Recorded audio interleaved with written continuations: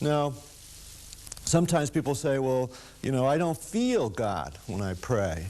Well, the old abbot used to say that you pray best when you don't know you're praying. I mean, you, again, go back to friendship. You could be with a person, you watch two people who are really in deep bonds of friendship and love. They could sit there for a half hour, and you're watching them and saying, what are they doing? And everybody's saying they're doing nothing. Look at that, you know? And yet, if you ask the two people, they would say they were communicating. True? And they were communicating in a very deep way. And so, it isn't a waste of time, and there isn't any feeling, but there is a sense that there's been this depth of communication. And so, you have to realize that it's not a feeling level. I can remember, in fact, prayer is really all about living the Christian life. And the Christian life is a life of faith. It's a life of faith. Sometimes you might have feelings, but most times you won't have any feelings. And it's the same in relationship, deep relationships. Sometimes we have a lot of feelings, we're on highs, cloud nine. But there are other times in a relationship where it's kind of steady and there's not much there at all. But you don't quit the relationship, do you? No. You keep going because you know it's there. And this came home to me very powerfully because when I was a monk preparing for ordination, I made this long, extended, silent retreat preparing for solemn profession, subdiaconate, diaconate, priesthood. And during the retreat, the old monks, who we're not supposed to be communicating with, but we use sign language, they were all making signs to me that with these big events coming into my life, that I would be receiving this incredible grace from God, and I'd be on cloud nine with all kinds of consolations and feelings of God's love and everything. And stupidly, I began to think they were telling me the truth. So it came solemn profession, nothing happened. And then I was ordained to subdiaconate, nothing happened. Then I was ordained to diaconate, nothing happened. Then I was ordained to the priesthood, and nothing happened. And then I celebrated my first Mass in the midst of my family and the community and everything. And up until that time, the Eucharist, Mass, for me, had been central to my life. I mean, it was really, I really felt an energy there, and I got a lot out of it. And so, all of a sudden, though, I'm the one saying the words of consecration. And the whole thing just fell out from underneath me. And so everybody went home, and the next few days, I went off to celebrate Mass and everything, and the same thing. And I began thinking, well, I didn't prepare well. All this grace that the monks were talking about, it's all sitting like a big cloud waiting to come in, and there's something blocking it, and I couldn't figure out. And so I went to see the old abbot, and I told him my story, and he looks at me and says, well, thank God for that.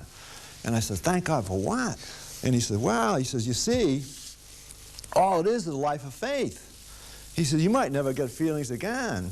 I said, but that's not what it's about. It's a life of faith. And so I said, well, he's probably telling me the truth, but I didn't like it.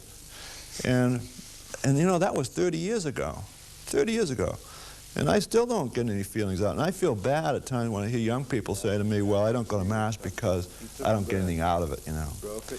Well, if you stop to think that prayer, I think that when people say that, they don't understand what prayer is. They don't understand what relationship is. Because would you stop? Just stop and think. If you didn't get something out of a relationship you had all the time, every moment of the day, something coming out of it, then would you quit the relationship? No. And yet, we turn right around, we do the same thing with God.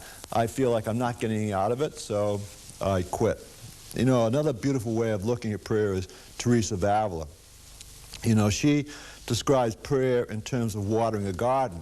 Powerful imagery. And so she says there's a well there. So I go to the well, I drop the bucket down the well, I pull the water up, and I take it to the garden, and I water the flowers, you know. That's the first stage of prayer. And it's really fun because you're doing the work and you get a lot out of it. I mean, any of you ever grow flowers and everything, you go and you take the water and all of a sudden you see the seeds start to come up, and all of a sudden it blossoms. It's incredible. And you feel, boy, look at that. Look at my flowers. Somebody comes to see you. Come look at my flowers. My flowers. Mine. Mine. And so then she says the second stage, though, you discover, well, gee, I don't have to do all that work. I can build a water wheel, and I'll put an aqueduct to the garden, and I'll just sit there and just kind of turn it. Still some work, but turn the thing, and the water will go down.